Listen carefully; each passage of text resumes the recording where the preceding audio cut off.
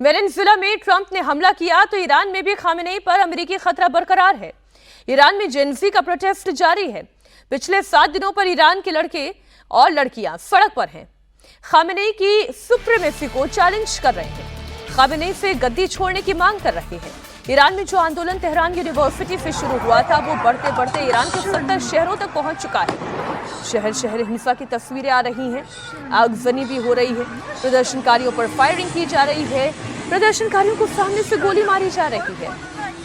हिंसक प्रदर्शन में अब तक 15 से ज्यादा प्रदर्शनकारियों की जाने गई है, जबकि दर्जनों प्रदर्शनकारी घायल हो गए हैं। अस्पताल में उनका इलाज चल रहा है और ये प्रोटेस्ट ईरान की बिगड़ती हुई अर्थव्यवस्था और खामेनेई की तानाशाही के खिलाफ सड़कों पर है। खामेनेई के खिलाफ इस वक्त जबरदस्त नारेबाजी हो रही है।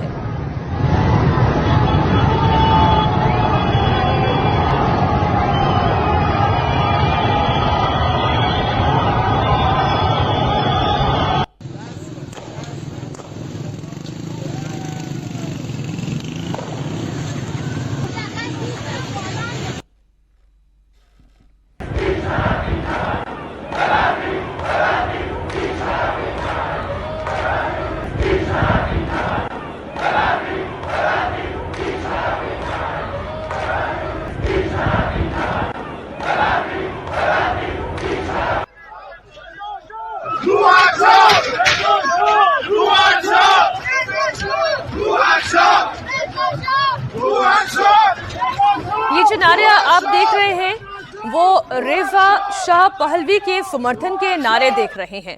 बहुत बड़ी आवाम है ईरान की जो ये चाहती है कि खामेनेई अब सत्ता से बेदखल हो जाएं और रेजा शाह पहलवी एक बार फिर उनके हाथों में ईरान की कमान आ जाए। ईरान में खामेनेई के खिलाफ प्रदर्शन में लड़कियां और महिलाएं बढ़ चढ़कर हिस्सा ले रही हैं। इसके पीछे एक बहुत बड़ा कारण है। ये वो महिलाएं हैं, ये वो लड़कियां हैं जिन्हें लगातार पर्दे के पीछे, बुर्के में, हिजाब में बंधक बनाकर रखा गया है। अपनी इजाजत से लिखाई, पढ़ाई, नौकरी सब पर पाबंदी।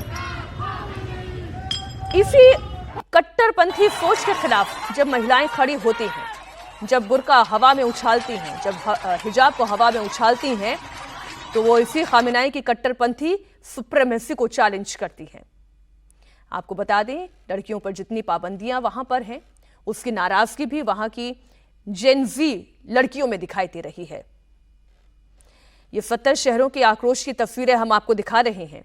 कट्टरपंथी और तानाशाही नीतियों के खिलाफ जेनजी इस वक्त जबरदस्त प्रदर्शन कर रहे हैं। ईरान में जारी विरोध प्रदर्शन और हिंसक झड़प के बीच ईरान के सुप्रीम लीडर खामेनेई का बयान भी आया। खामेनेई ने कहा कि दंगाइयों पर सख्ती करनी होगी। उन्होंने ये भी कहा कि सरकार आर्थिक कठिनाइयों का हल निकालने के लिए काम कर रही है। इतना ही नहीं, उन्होंने ये भी कहा कि प्रदर्शनकारियों से बात की जा रही है, लेकिन दंगाइयों से बात करना बेकार है, उनसे तो सख्ती से निपटना होगा।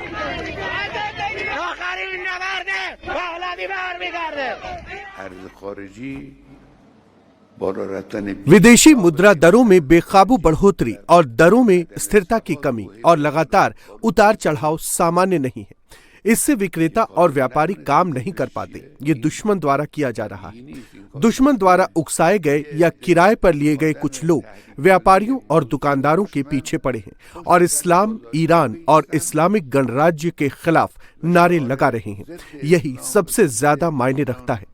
हम प्रदर्शनकारियों से बात करते हैं, अधिकारियों को उनसे बात करनी चाहिए, लेकिन दंगाइयों से बात करने का कोई फायदा नहीं है। दंगाइयों को उनकी जगह दिखानी होगी।